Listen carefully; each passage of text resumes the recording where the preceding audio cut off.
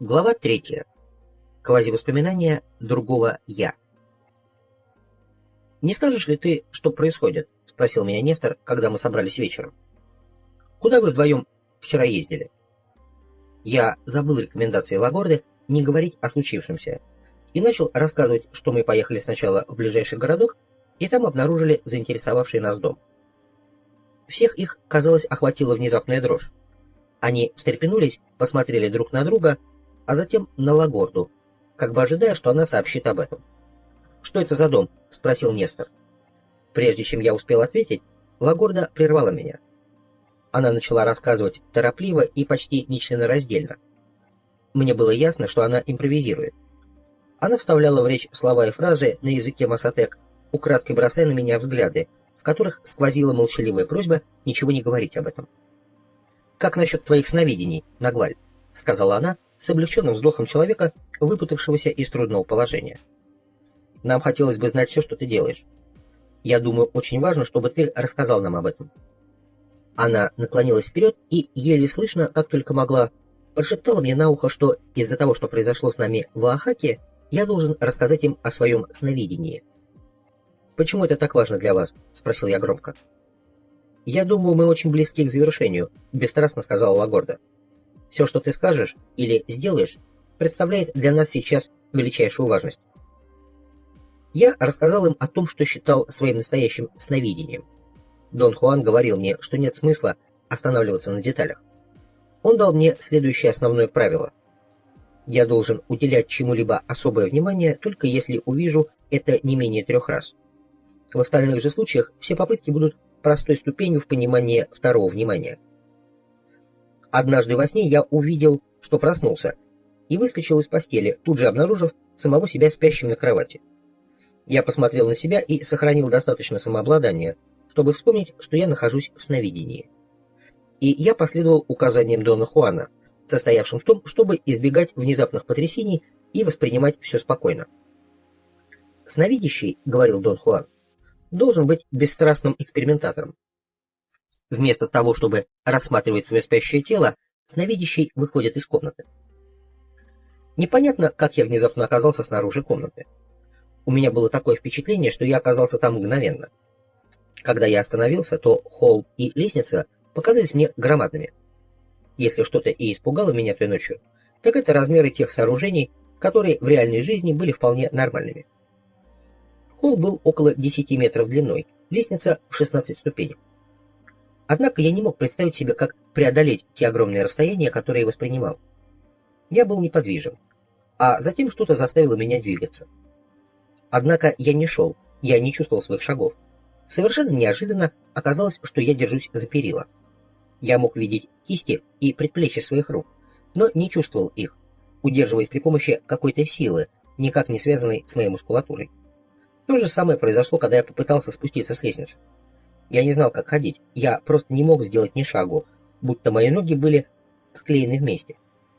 Наклоняясь вперед, я видел свои ноги, но не мог двинуть ими ни вперед, ни назад, ни в сторону, не мог поднять их к груди. Казалось, я прирос к верхней ступеньке. Я чувствовал себя чем-то вроде пластмассовой куколки, которая может наклоняться в любом направлении, пока не примет горизонтального положения, после чего вес ее тяжелого округленного основания вновь возвращает ее в вертикальное положение. Я сделал громадное усилие, чтобы идти, и зашлепал со ступеньки на ступеньку, как плохо накачанный мяч. Потребовалось невероятное внимание, чтобы добраться до 1-го этажа. Я никак иначе не мог этого описать. Особенно трудно было сохранить свое поле зрения, не дать ему распасться на мимолетные картины обычного сна. Когда я, наконец, добрался до входной двери, я не мог ее открыть. Я пытался сделать это отчаянно, но безуспешно. Затем я вспомнил, что выбрался из своей комнаты, выскользнув из нее, как если бы дверь была открыта.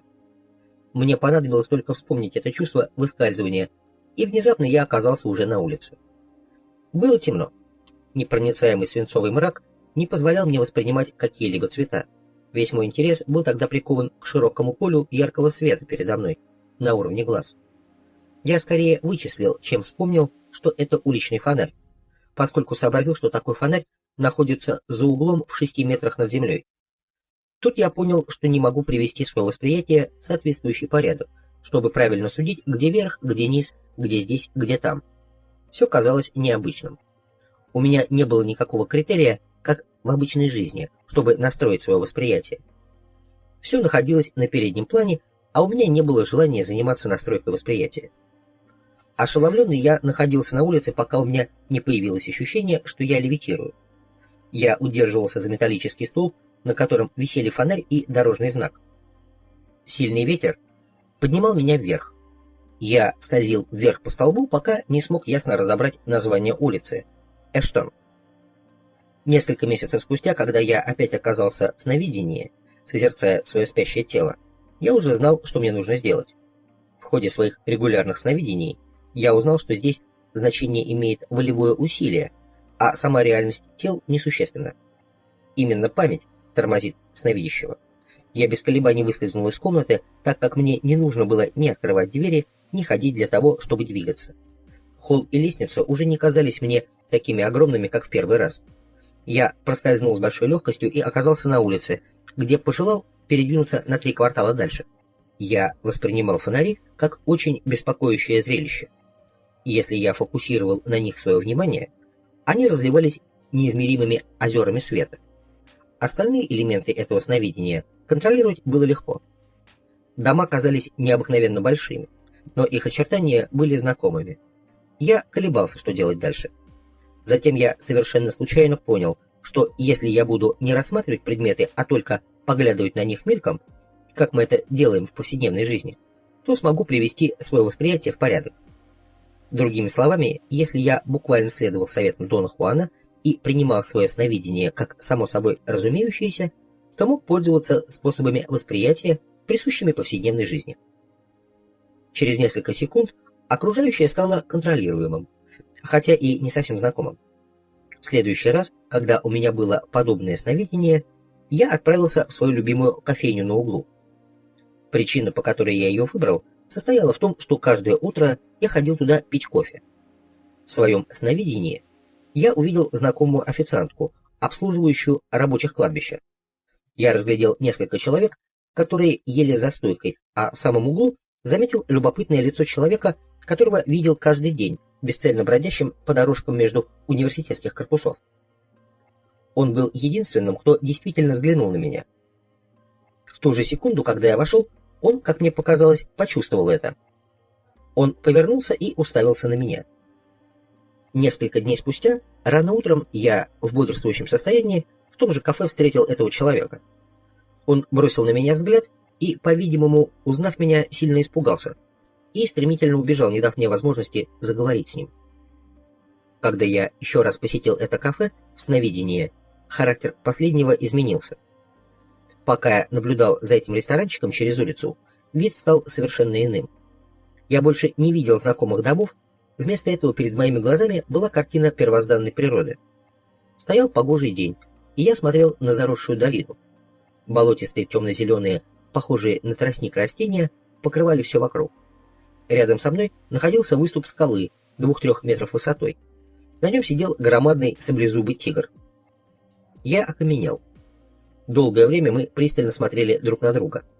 Размеры хищника были поразительными. Однако он не выглядел ни гротескным, ни непропорциональным. У него была великолепная голова, большие глаза цвета темного меда, массивные лапы, широченная грудная клетка. Самое большое впечатление на меня произвела окраска его шкуры.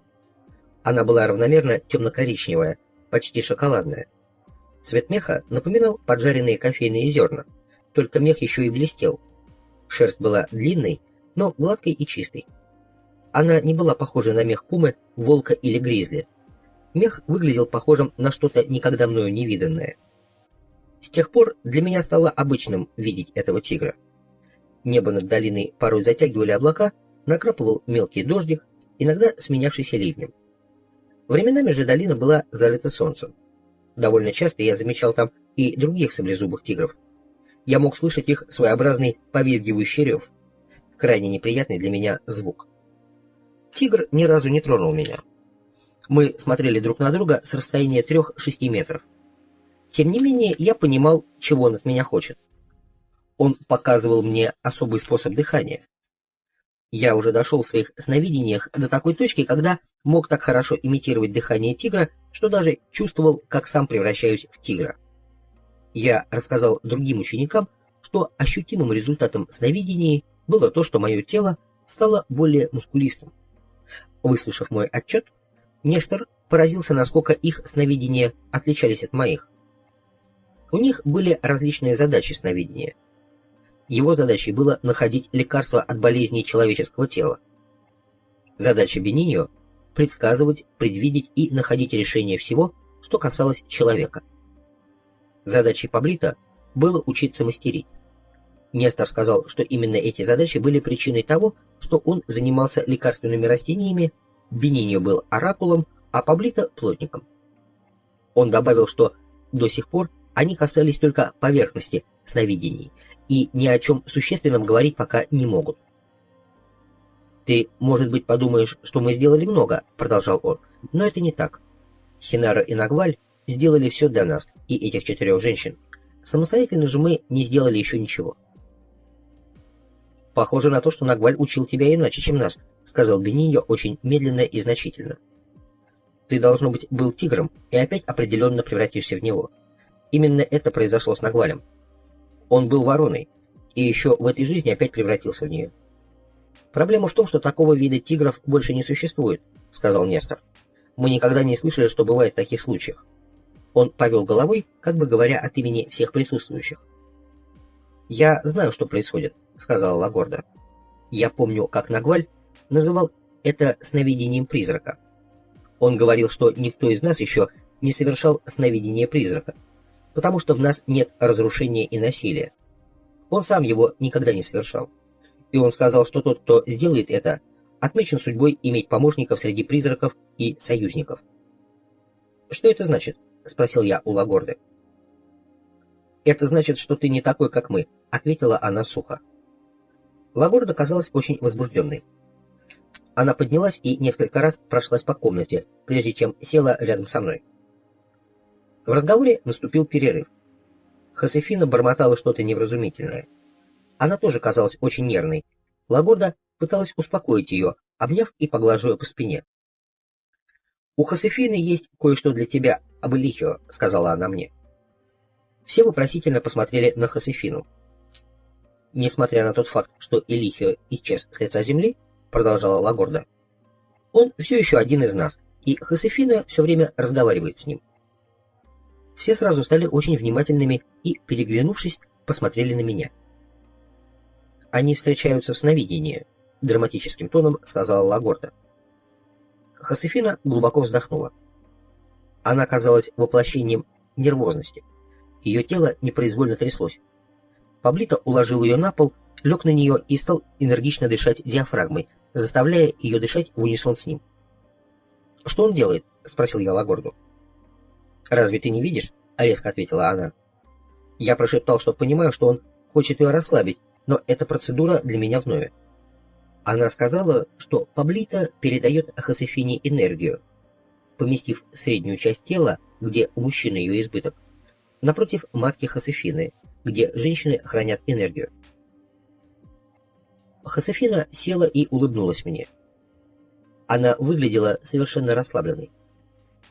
«Я действительно все время встречаю Элихио», — сказала она. «Он ждет меня каждый день».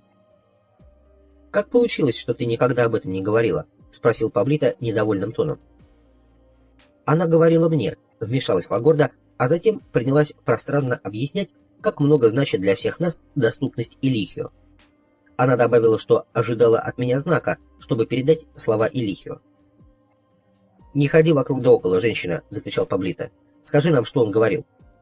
«Эти слова не для тебя», — воскликнула Лагорда. «Для кого же они тогда?» — спросил Паблито. «А не для Нагваля», — указала она на меня. Лагорда извинилась, что повысила голос. Она сказала, что все, что говорил Элихио, было сложным, загадочным, и она не может в этом разобраться. Я просто слушала его, это все, что я могла делать, слушать его. «Ты хочешь сказать, что тоже встречала Элихио?» — спросил Паблито голосом, в котором была смесь нетерпения и злости. «Да», — ответила Лагорда почти шепотом. Я не могла об этом говорить, потому что я должна была ждать его. Она указала на меня, а затем толкнула меня обеими руками. Я потерял равновесие и шлепнулся на бок.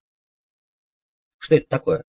Что ты с ним делаешь?» — спросил Паблито очень сердито. «Это что, проявление индейской любви?»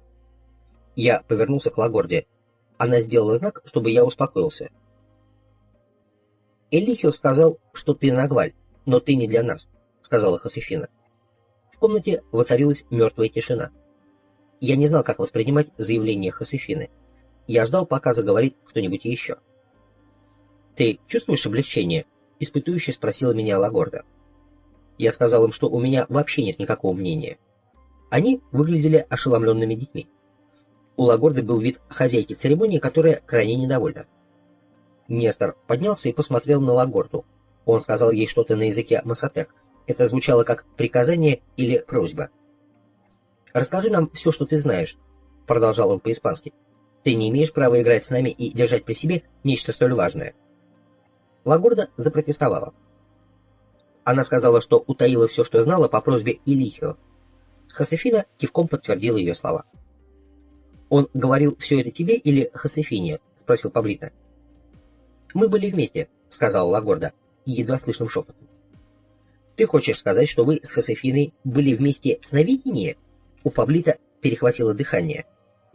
Удивление в его глазах соответствовало тому потрясению, которое, казалось, испытали и остальные. «Что в точности сказал Элихио вам двоим?» — спросил Нестор, когда прошел шок. «Он сказал, что я должна попытаться помочь Нагвалю вспомнить левую сторону», — сказала Лагорда. «Ты понимаешь, о чем она говорит?» — спросил меня Нестор. «Было бы невероятно, если бы я понимал. Я сказал, чтобы они обратились за ответом к самим себе, но никто из них не высказал никаких предположений. «Он говорил Хосефине и другие вещи, которые она не может вспомнить», — сказала Лагорда. «Поэтому мы действительно в затруднении. Элихио сказал, что ты определенно Нагваль, и что ты должен нам помочь, но что ты не для нас. Только вспомнив свою левую сторону, ты сможешь взять нас туда, куда мы должны идти». Нестор заговорил с Хосефиной отеческим тоном, побуждая ее вспомнить, что именно сказал Элихио. Он мягко настаивал на том, чтобы она вспомнила что-то, что, видимо, было каким-то кодом, поскольку никто из нас не видел в этом никакого смысла. Хосефина моргала и корчила рожи, как если бы на нее давил тяжелый груз. Она и в самом деле выглядела как тряпичная кукла, которую расплющили. Я с тревогой наблюдал. «Я не могу», — сказала она наконец.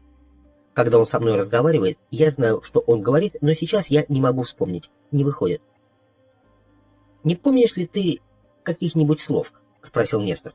«Просто каких-нибудь отдельных слов». Она потрясла головой. «Нет», — сказала она через секунду. «Какого рода сновидениями ты занимаешься?» — спросил я. «Только теми, которые знаю», — бросила она. «Я рассказывал тебе, как я делаю свои», — сказал я. «Теперь расскажи мне о своих». Я закрываю глаза и вижу стену, похожую на плотный туман. Там меня ждет Элихио. Он проводит меня сквозь нее и, наверное, показывает мне всякие вещи. Я не знаю, что мы делаем, но мы что-то делаем вместе, а затем я возвращаюсь и забываю увиденное. «Как случилось, что ты пошла с Лагордой?» — спросил я. «Элихио велел мне взять ее», — сказала она. «Мы вдвоем подождали Лагорду, и когда она вошла в сновидение, схватили ее и протолкнули сквозь стену. Мы делали это дважды». «Так вы схватили ее?» — спросил я. «Не знаю», — сказала Хосефина. «Но я подожду тебя в твоем сновидении, и тогда ты узнаешь». «Ты можешь схватить любого?» — спросил я. «Конечно», — ответила она, улыбаясь. «Но я не делаю этого, потому что это не нужно. Я схватила Лагорду, ибо Элихио говорил мне, что ему нужно ей что-то сказать, поскольку она более здравомыслящая, чем я». «Тогда Элихио говорил тебе то же самое, Лагорда», — сказал Нестор с непривычной твердостью. Лагорда сделала необычный жест, пожимая плечами и поднимая руки над головой. «Хосефина рассказала тебе, что происходило», — сказала она. «Я не могу вспомнить. Элихио изъясняется на другой скорости. Он говорит, что мое тело не понимает его. Нет, мое тело не может вспомнить, вот в чем дело.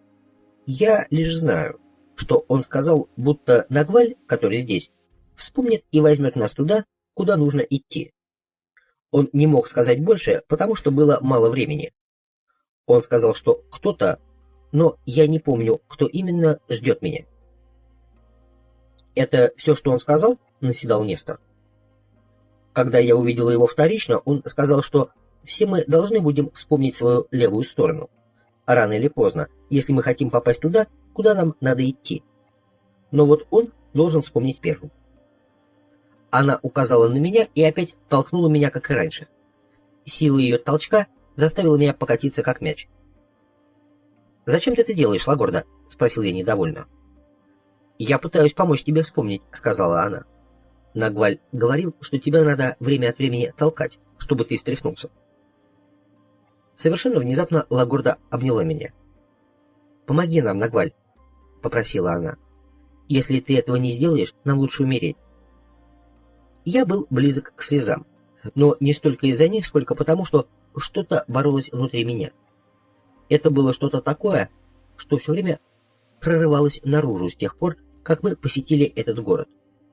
Мольба Лагорды разрывала мне сердце. У меня опять начался приступ чего-то похожего на гипервентиляцию. Я весь покрылся холодным потом. Затем мне стало плохо. С исключительной добротой Лагорда ухаживала за мной. Верная своей тактике выживания, Лагорда не хотела обсуждать наше совместное видение в Оахаке. Целыми днями она оставалась замкнутой и решительно незаинтересованной. Она не собиралась обсуждать и то, почему мне стало плохо. Так же поступали и остальные женщины. Дон Хуан обычно подчеркивал необходимость дождаться наиболее подходящего времени для того, чтобы выпустить то, что мы держим. Я понял технику действий Лагорды, но был недоволен ее упорством в ожидании. Это не соответствовало нашим интересам. Я не мог надолго остаться в Мексике, и поэтому потребовал, чтобы мы собрались вместе и поделились тем, кто что знает. Она была непреклонна. «Мы должны ждать», — сказала она. «Мы должны дать нашим телам шанс добраться до решения. Наша задача — вспомнить не умом, а телом. Все понимают это». Она испытующе посмотрела на меня. Она, казалось, высматривала намек, который подсказал бы ей, что я точно понял задачу. Я признал, что я в полном недоумении с тех пор, как оказался в стороне. Я был один, в то время как все они поддерживали друг друга. «Это молчание воинов», — сказала она, смеясь, а затем добавила примирительно. «Это молчание не означает, что мы не можем разговаривать о чем-нибудь другом». «Может, мы вернемся к нашему обсуждению потери человеческой формы?» — спросил я. В ее взгляде было недовольство. Я многословно пояснил, что должен точно понимать значение всего, в особенности, когда применяются незнакомые подходы. «Что именно ты хочешь узнать?» — спросила она. «Все, что ты только захочешь мне рассказать». Нагваль говорил, что потеря человеческой формы приносит свободу, — сказала она. «Я верю этому, но пока не ощущаю этой свободы». Последовало минутное молчание. Она следила за моей реакцией. «О какой свободе ты говоришь, Лагорда?» — спросил я. «О свободе вспомнить свое «я», — сказала она. Нагваль говорил, что потеря человеческой формы подобна спирали. Она дает свободу вспомнить, а это, в свою очередь, делает тебя еще более свободным. «Почему ты не чувствуешь себя свободной?» — поинтересовался я. Она прищелкнула языком и пожала плечами. Казалось, она была в затруднении или не желала продолжать наш разговор. «Я связана с тобой», — сказала она. «До тех пор, пока ты не потеряешь свою человеческую форму, чтобы вспомнить, я не могу узнать, что эта свобода означает. Но, быть может, ты не сможешь потерять ее до тех пор, пока не вспомнишь. Во всяком случае, нам не следует об этом разговаривать. Почему ты не пойдешь и не поговоришь с Хинарос?» Это прозвучало так, будто мать отправляет своего назойливого ребенка пойти погулять, но я не обиделся. Если бы так сказал кто-нибудь другой, я легко мог бы принять это за враждебность или жалость. Мне нравилось быть с ней. В этом все дело. В доме Хинаро я нашел Паблито, Нестора и Бениньо, занятых странной игрой. Паблито болтался в 1,5 метра над землей, заключенный во что-то вроде кожаного корсета или сбруи, прикрепленный к его груди и запястьям. Корсет напоминал толстый кожаный жилет.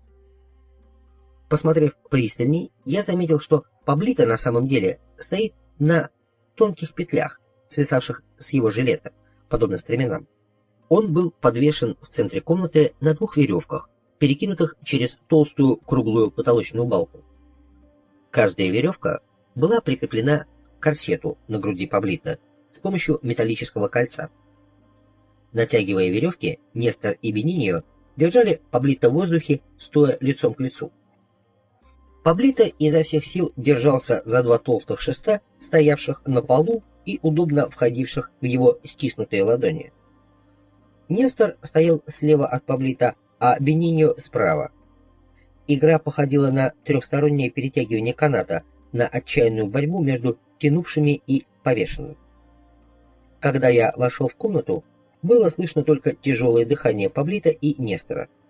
Мышцы у них на руках вздулись от напряжения.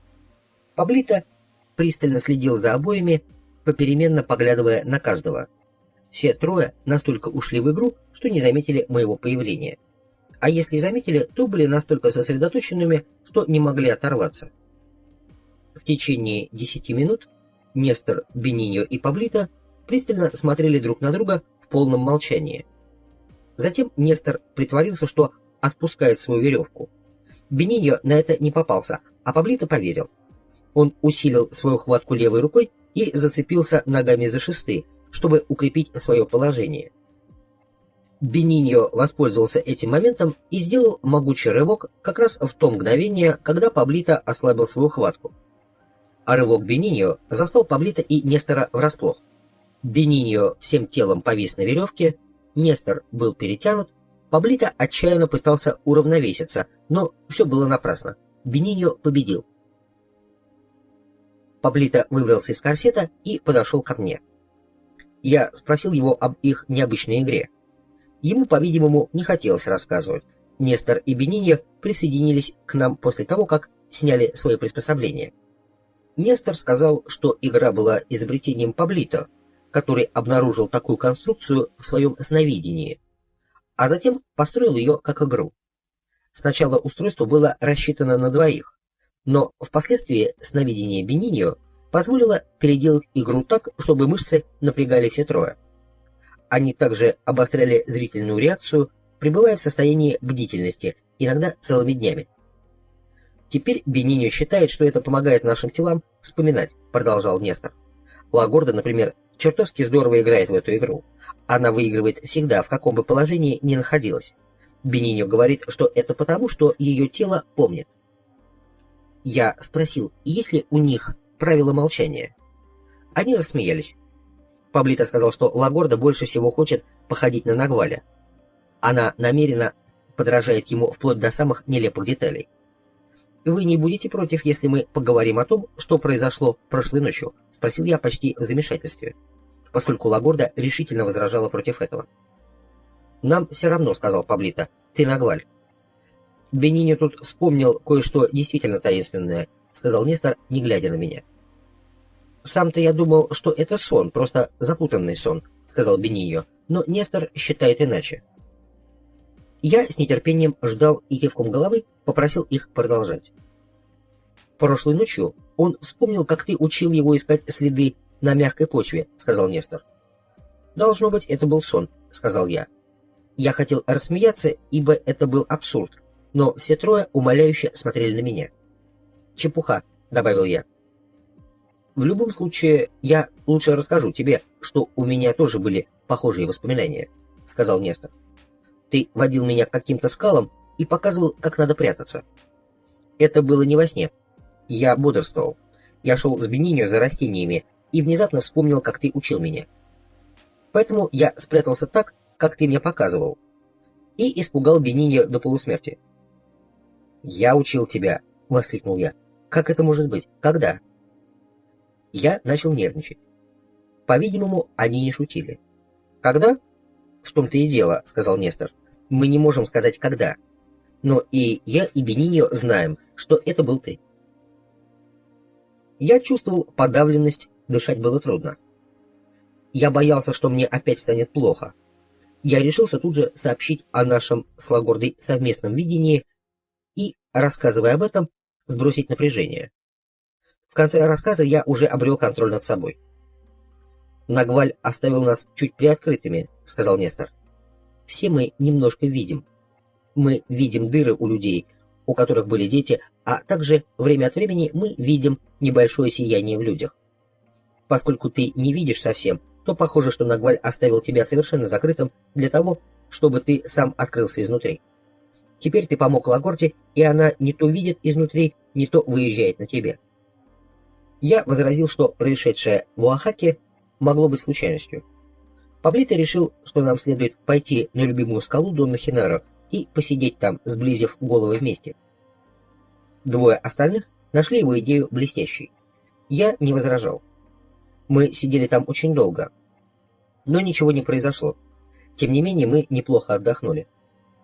Пока мы сидели на скале, я рассказал им о двух людях, которые, по мнению Лагорды, были Доном Хуаном и Доном Хинаром. Они соскочили с камня и буквально потащили меня в дом Лагорды.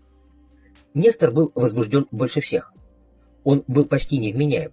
Единственное, чего я смог от него добиться, что все они ждали такого знака. Лагорда ожидала нас у двери. Она знала, что я им все рассказал. Я просто хотела дать своему телу время, прежде чем мы успеем что-то сказать.